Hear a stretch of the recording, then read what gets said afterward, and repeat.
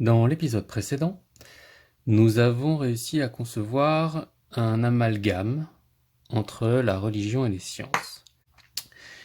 Donc nous avons dans la religion et les sciences des livres, des autorités et des expériences personnelles qui constituent la base des preuves. Nous allons nous pencher sur la construction de ces livres, la construction de ces autorités et la, la, la construction des preuves, tout simplement.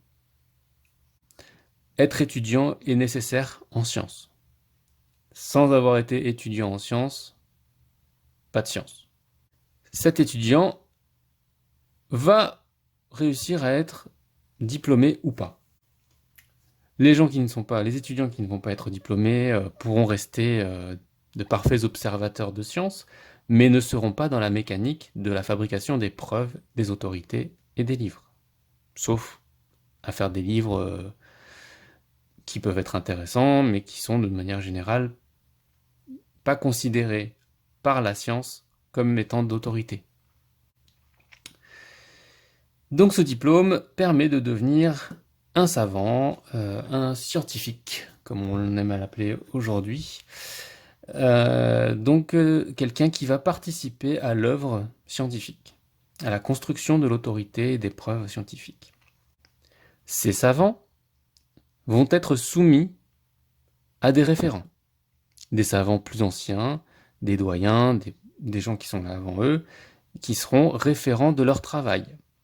Donc ces gens-là, eux, permettent d'accéder ou non à des financements, qui vous permet ensuite de faire des études. Quel est le principe d'une étude? Une étude, c'est de poser une hypothèse sur un sujet particulier, de faire les expériences qui y correspondent, et de commenter le résultat des expériences.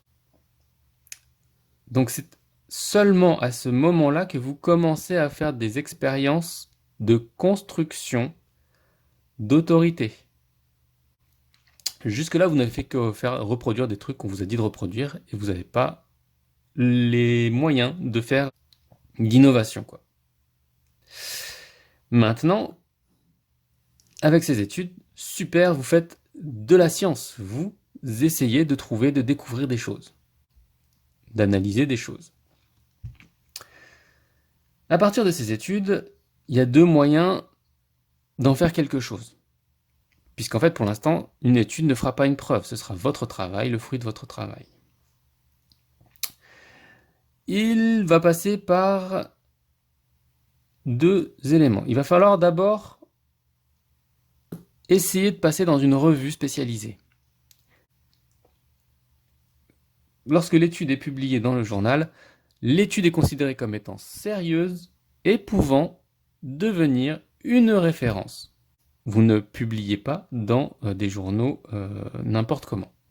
Si votre travail est en médecine, vous n'allez pas forcément publier dans une revue sur la cosmologie.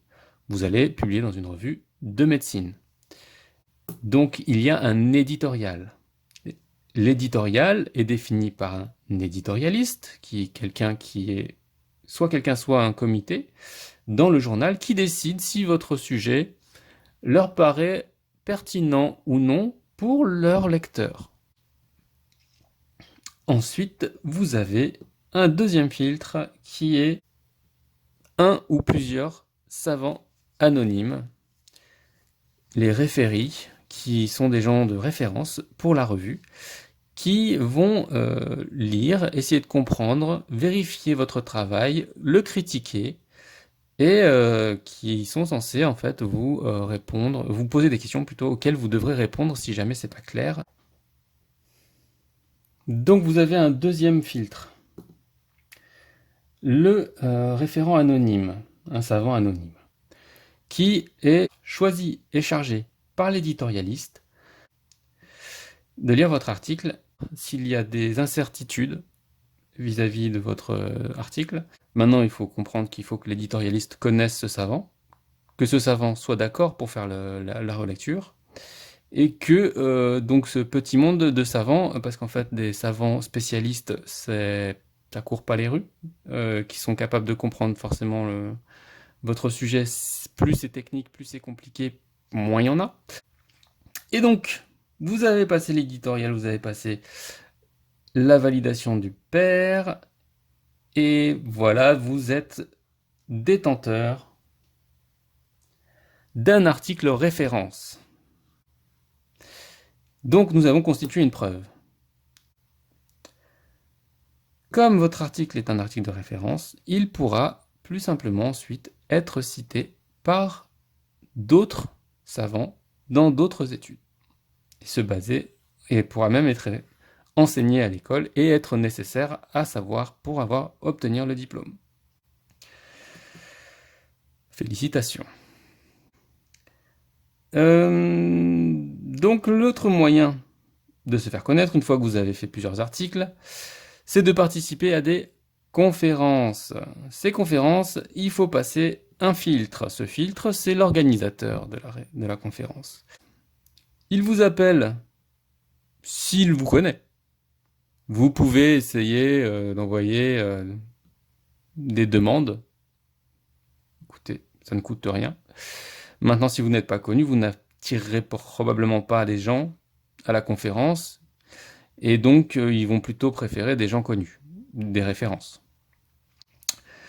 En tout cas, le principe, c'est que ces gens-là donc sont potentiellement des scientifiques, ou en tout cas, il y a parfois un comité scientifique de scientifiques connus qui vont choisir donc les autres savants pour accéder en tant qu'exposant à la conférence.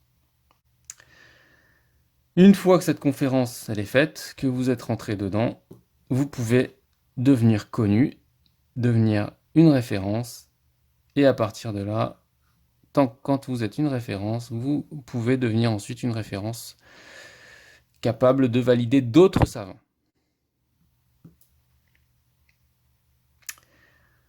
Voilà le processus de création des preuves en sciences. Bon, mine de rien, ce processus-là peut exister aussi en partie, notamment dans certaines églises organisées, institutionnelles, puisque vous avez des étudiants qui vont étudier les choses, vous avez des grades ou des moyens de diplômer votre niveau. Ensuite, donc, comme il y en a qui sont plus ou moins références dans ces trucs-là, ben, vous allez pouvoir être sous la protection.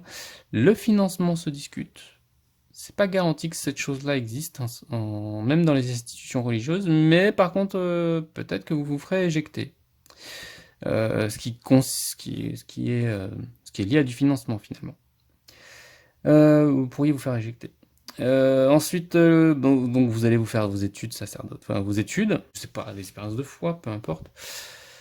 Vous allez lire la Bible 50 fois, et puis à un moment donné, vous allez trouver un truc dans la Bible, et puis même problème. Par contre, là, ça ne se joue plus du tout de la même façon, puisque c'est pas dans des revues de référence a priori que ça se joue. Mais par contre, ça va se jouer avec des références qui, eux, derrière, des conciles ou des groupes dogmatiques de gens qui sont de manière générale connus de tout le monde, et c'est par la notoriété qu'ils vont grandir, qui vont définir ce qu'est une preuve, mais ça, on le verra une prochaine fois.